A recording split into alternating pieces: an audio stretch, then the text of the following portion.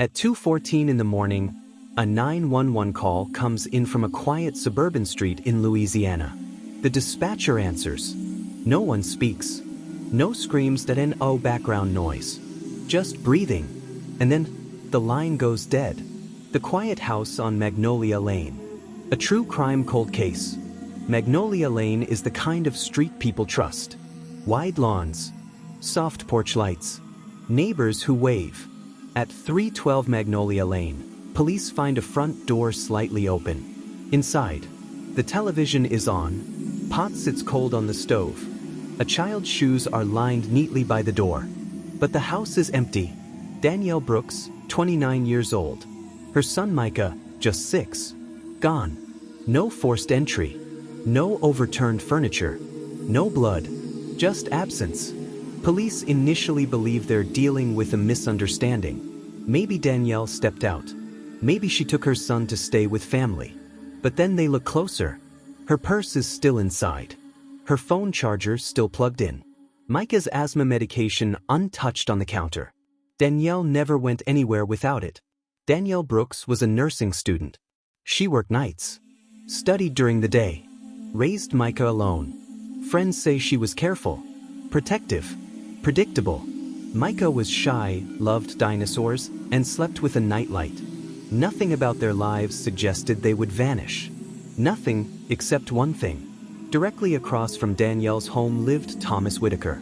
A real estate developer, a political donor, a man with influence. Neighbors later tell police they saw him outside that night, standing near his driveway. Watching. Whitaker tells officers he doesn't remember the evening clearly. His security cameras? Not recording. System malfunction. In a neighborhood where every porch has a camera, only his wasn't working.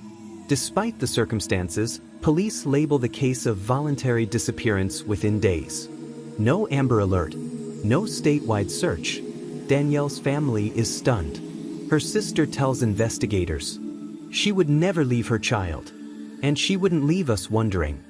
But leads dry up. Evidence begins to vanish. A trash bag recovered nearby is never logged. A partial fingerprint is marked inconclusive. A neighbor's dash cam video is overwritten. And Whitaker, never formally interviewed again. Years later, a retired officer speaks anonymously. He claims he was ordered to stop asking questions.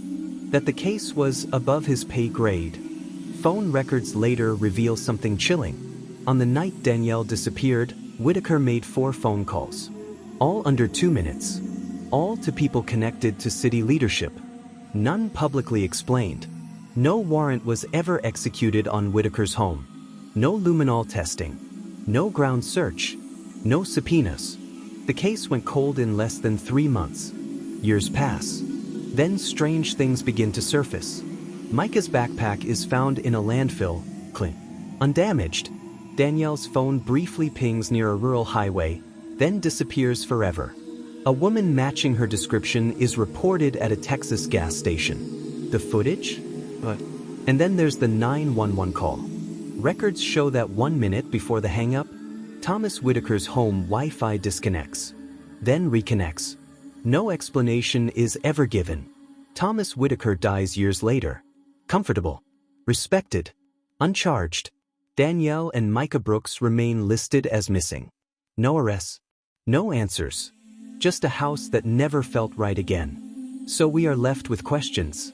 Did a powerful man erase a mother and her child? Did the system help him do it? Or did justice simply decide some lives were easier to forget? Because on Magnolia Lane, the lights still turn on at night. And somewhere in that silence, 2 voices were never heard again. If you believe Danielle and Micah deserve answers, share this story. Because cold cases don't stay cold on their own. Someone keeps them that way.